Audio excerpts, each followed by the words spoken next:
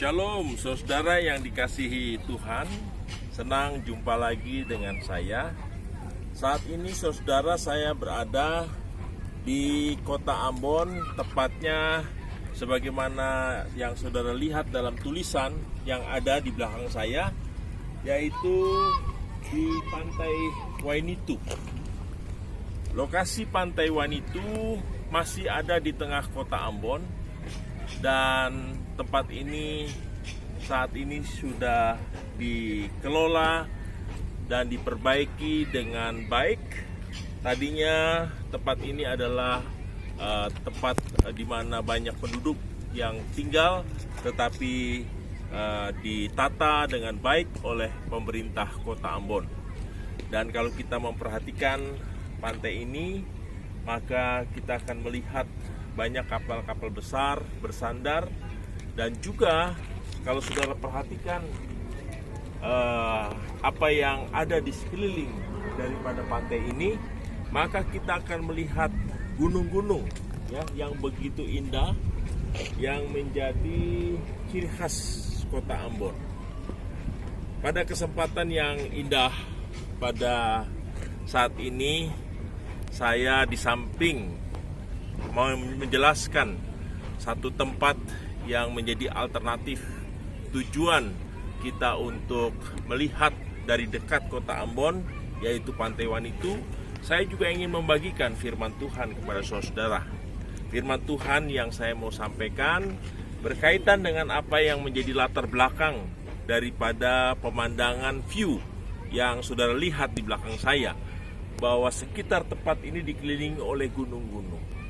Untuk itu saya ingin membacakan satu bagian firman Tuhan dari Mazmur 121. Firman Tuhan demikian: Tuhan penjaga Israel, nyanyian syiarah.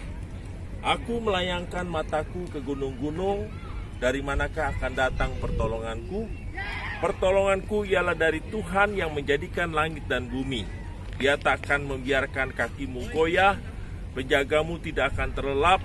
Sesungguhnya tidak terlelap dan tidak tertidur penjaga Israel. Tuhanlah penjagamu, Tuhanlah naunganmu, di sebelah tangan kananmu. Matahari tidak menyakiti engkau pada waktu siang, atau bulan pada waktu malam. Tuhan akan menjaga engkau terhadap segala kecelakaan. Demikian firman Tuhan. Saudara-saudara yang dikasihi Tuhan Yesus Kristus, kita tahu bahwa Mazmur 121 adalah salah satu Mazmur yang berbicara tentang ziarah, di mana latar belakang Mazmur ini sungguh menarik, karena orang-orang Yahudi yang tersebar, yang disebut dengan diaspora, mereka berada di luar Israel. Tetapi oleh karena tradisi yang mengikat mereka, bahwa mereka sadar ketika mereka diperbudak selama 420 tahun di Mesir, mereka ditolong oleh Tuhan, sehingga mereka bersyukur setiap tahun untuk sama-sama merayakan Paskah. Paskah bukan dalam pengertian seperti yang kita pahami dalam Perjanjian Baru, tetapi Paskah dalam pengertian bagaimana mereka mengucap syukur atas pembebasan mereka dari perbudakan di Mesir selama 420 tahun. Dan mereka yang ada di luar Israel, mereka setiap tahun berkumpul di Bait Allah, tepatnya di Yerusalem, sehingga mereka perlu datang untuk bersama-sama dari segala pelosok tempat di muka bumi ini berkumpul untuk berziarah, datang ke Yerusalem untuk merayakan Paskah. Dalam pengertian mereka bersyukur karena pertolongan Tuhan yang sudah Tuhan lakukan di dalam kehidupan mereka sebagai umat Tuhan yang dibebaskan dari Mesir. Nah, saudara, dalam perjalanan mereka ke Yerusalem, mereka seringkali dihantui dengan rasa takut. Mereka seringkali dihantui dengan kecemasan dan bahkan khawatir apakah mereka bisa sampai ke Yerusalem. Untuk itu di dalam Mazmur ini ayat 1 dikatakan, aku melayangkan mataku ke gunung-gunung, dari manakah akan datang pertolonganku? Ini adalah satu ungkapan dari hati yang terdalam, dari peziarah, bahwa seringkali mereka menghadapi tantangan, yaitu bisa saja mereka sewaktu-waktu menghadapi perampok, mereka sewaktu-waktu menghadapi binatang buas, ataupun juga mereka menghadapi cuaca yang ekstrim. Sehingga itu kekhawatiran mereka, dan mereka takut kalau tidak sampai.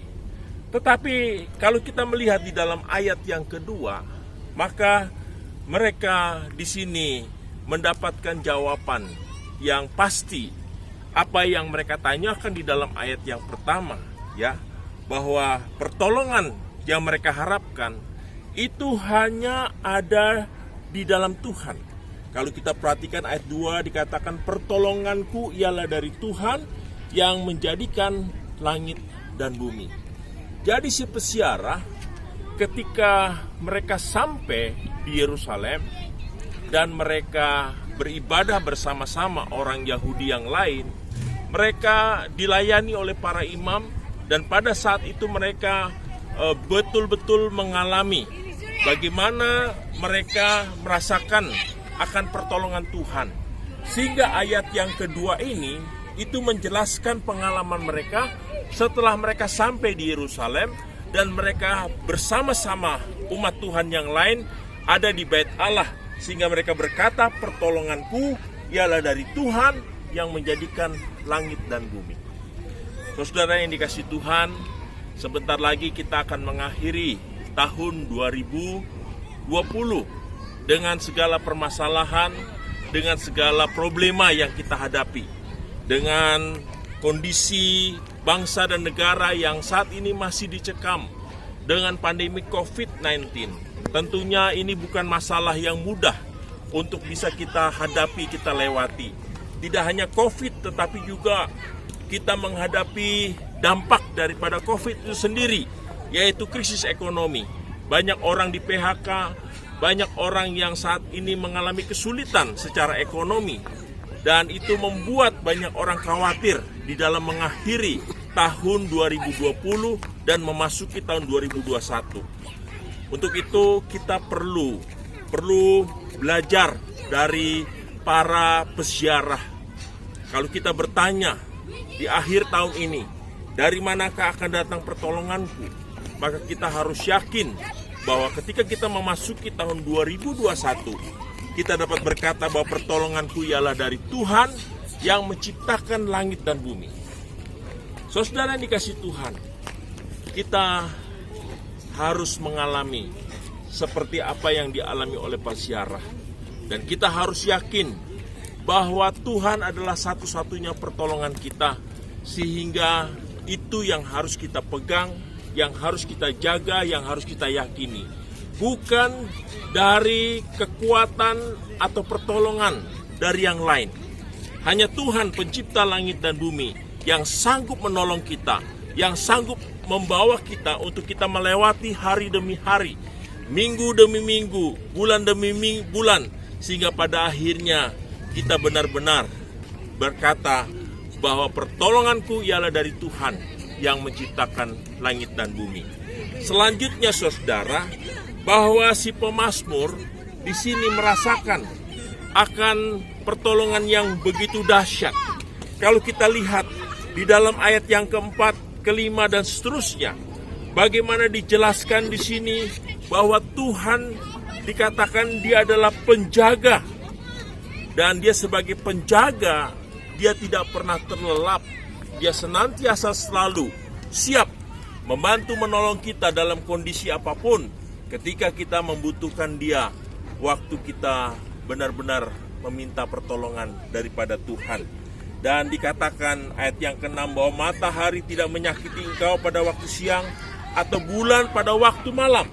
Artinya saudara-saudara bahwa perlindungan Tuhan, proteksi Tuhan di dalam kehidupan kita itu akan terjadi ketika kita sungguh-sungguh menaruh kehidupan kita di hadapan Tuhan, dan kita mempercayakan hidup kita kepada Tuhan, bukan kepada yang lain, sehingga kita benar-benar ada di dalam proteksi Tuhan.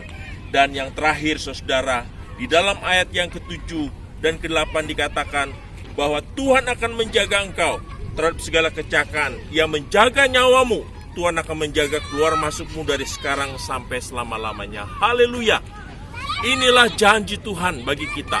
Ketika kita percaya kepada Tuhan, kita menaruh harap pada Tuhan, kita sungguh-sungguh mempercayakan diri kita dan keluarga kita di tahun 2021, maka Tuhan yang akan melindungi, menjaga di dalam kehidupan kita.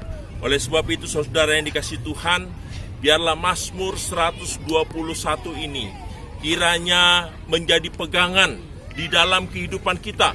Ketika kita mengakhiri tahun 2020 dan kita memasuki tahun 2021, bahwa ada Tuhan yang menjadi sumber pertolongan dalam kehidupan kita, bukan yang lain.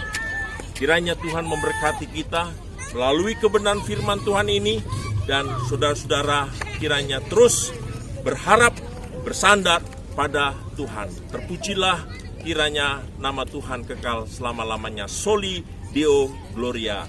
Haleluya. Amin.